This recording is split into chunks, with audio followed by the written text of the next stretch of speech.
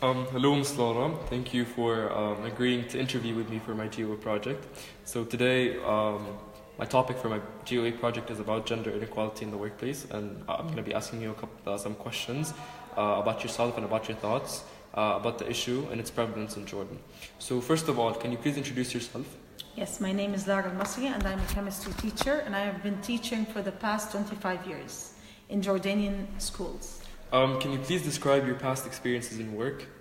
Like the types of school you've worked in, the programs you've taught, and everything else? Okay, so I've been teaching all of my career in private schools. Mm-hmm. I've done also training for teachers too, and coaching. Okay. Do you think workplace inequality is existent in Jordan? Yes, definitely. On what basis? There are a couple salaries in terms of being hired for a job. Also is a problem here because they differentiate between a male and a female in terms of the positions. They give more leadership positions for males than females. Though this has changed lately, but still it has always been there. For example, maternity leaves, they only give to females. That's to say that they are unfair to males. Yeah. Males should be given also that maternity leave. The time for the maternity leave is very short also. So even though there has been a push in the women equality movement in Jordan, you still think that there are a lot of factors that still play a really big role in like the assigning of positions and the distribution of wages and salaries to both females and males. Yes, is this correct? It's still there, and we need to work. Do you think that inequality is existent in all the places, in all the workplaces in Jordan, or in some places? Like, I can say in most of the places, but not all of them. Mm-hmm. So, do you think that they are existent, for example, in the private sector or in the public sector? In the public sector, it definitely exists. Okay. Still in Jordan. Okay. We need to push towards that public sector. In the private sector, it's less, a little, but it's still there. Have you ever experienced or witnessed gender-based inequality at the place where you work or where you have worked? Yes, definitely. Okay. Teachers, male teachers who had less experience than me were given the same salary as I. Well, based on your answer, why have you decided to work despite the bias? Because this is the way you are being treated in all the places. So if you want not to work for that reason, you can't work at any place at the end. So it's basically like, if you decide to not work, then you're basically just leaving all the work opportunities for the males, and this will only broaden the controversy, right? Definitely. So moving on, do you think foreign women are given more benefits than Arab women? I'm not sure. Or like, if there's like a difference between the treatment of both Arab women and foreign women in the country itself? Like, do you think foreign women are given more privileges or are actually being treated equally with their foreign male counterparts? I'm not sure about this, but I think because they are expats, they come from another country, maybe the privileges could be a little bit more because they are not at their home country. But I'm not sure how much this is being talked about. So speaking of that as well, do you also think there's like a difference between the treatment of Arab women and men in comparison to the treatment of foreign men and women? Like, for example, do you think the inequality only exists for Arabs and not for foreigners? Like, let's say, for example, teachers here at King's. Do you think that when the school wants to like treat, do you think that the school treats foreign men or like, you know, Western men and women equally, but they don't like apply the same treatment to like domestic teachers or like Arab teachers? There are some incidents that this had happened. Yes.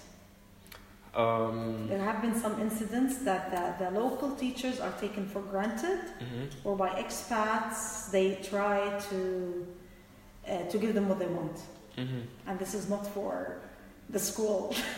Do you think this is really based on just because they come from like a Western country where equality is more like a major issue that that has been getting a lot of attention. No. Do you think this is the reason why? I'm sure there are other reasons, because when you are talking about a local teacher who is working at a place, at a workplace, that the admin knows that this teacher is getting the best salary in all of the schools, this is a better place for that teacher, so they take them for granted that they are going to stay. This is how I see it personally. Well, that's nice to hear. It's not very nice to hear, actually. it's a little bit problematic. It's really problematic, actually. But yes, I was just like stating the fact that it's really interesting you look at the advantages. You look at the advantages, and you need to ignore some of the things that's happening.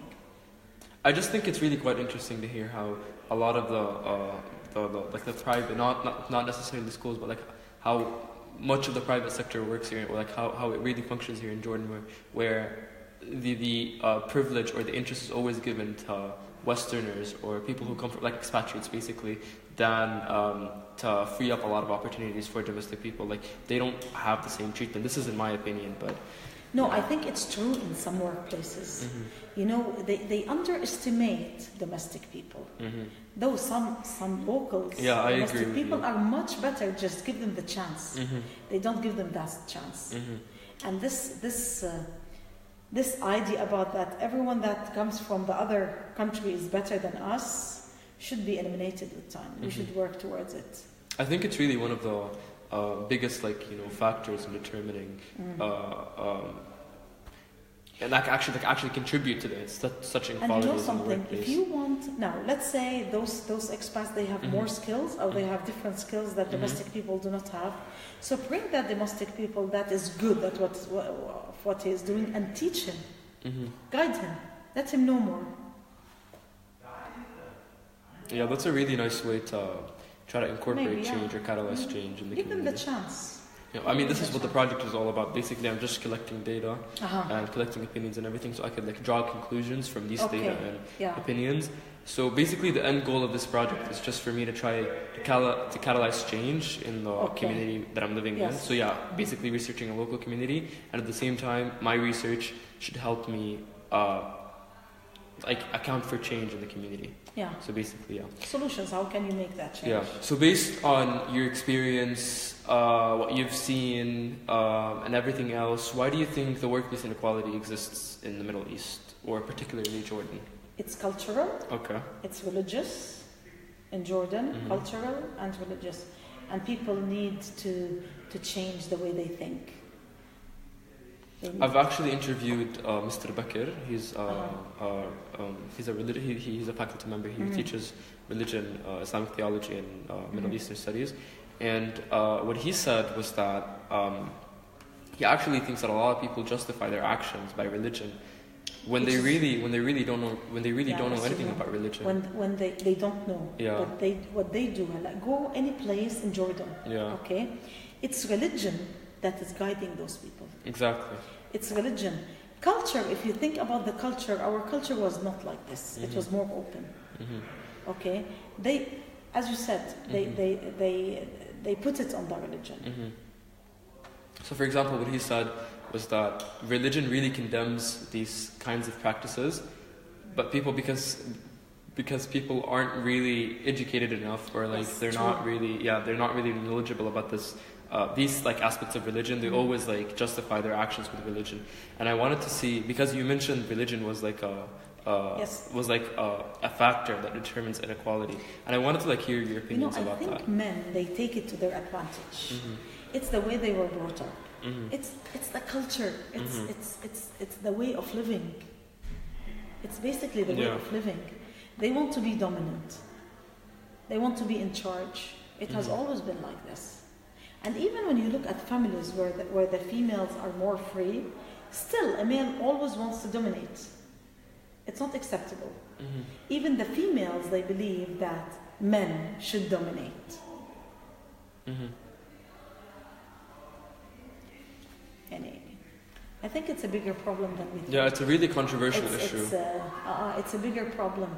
It's a bigger problem. Yeah. It's how you bring up your kids that they become. It's what you put inside them of